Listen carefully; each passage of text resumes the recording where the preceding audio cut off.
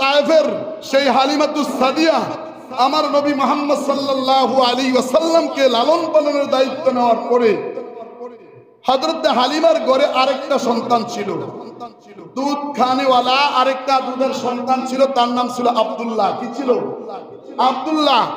ওই আব্দুল্লাহ দুধ খায়, আরেকটা বাচ্চা নিয়েছে, সেটা হলো মুহাম্মদ রাসূলুল্লাহ সাল্লাল্লাহু আলাইহি ওয়াসাল্লাম, তাকেও নিয়েছেন দুধ খাওয়ার জন্য। এবার দুধ খাওয়াইতে গিয়ে সন্তান কয়টা?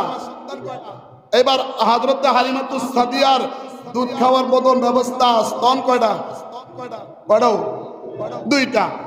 এবার কিতাবে এসেছে হযরত হালিমা বলেন, আমি আমার মোহাম্মদ সেই পালক পুত্র মুহাম্মদ সাল্লাল্লাহু আলাইহি সাল্লামকে ডান দুধের দুধ খাওয়াইতাম, জোর করেও কখনো কোনো সময় বাম দুধের মধ্যে মুখ নিতে পারি নাই। কন্যা সুবহানাল্লাহ। আমানতদারি কেমনে পায়? ছোট্ট মানুষ মাত্র পৃথিবীতে আসলো, কয়েকটা দিন কয়েকটা মাস মাত্র হলো, মুহাম্মদ সাল্লাল্লাহু আলাইহি সাল্লামকে দুধ খাওয়াইতে গিয়া হালিমা বলেন, আমি জোর করে টাইনাও কোনোদিন কি করতে পারি নাই, আমার বাম দুধে মুখ লাগাতে পারি নাই। পরবর্তীতে আমি বুঝতে পারলাম মুহাম্মদ সাল্লাল্লাহু আলাইহি সাল্লাম এত বড় ইনসাফদারি, এত বড় আমানতদারি, জোর করেও বাম দুধে নিতে পারি নাই। কেন? আমার আরেকটা সন্তান ছিল আব্দুল্লাহ, ওই আব্দুল্লাহর আমানতের খেয়ানত হবে, তার দুধ খাইতে তিনি কম দুধ খাইতে পারবেন বা কম পাবেন, এই জন্য চিন্তা করে কখনো বাম দুধে মুখ লাগান নাই। কন্যা সুবহানাল্লাহ।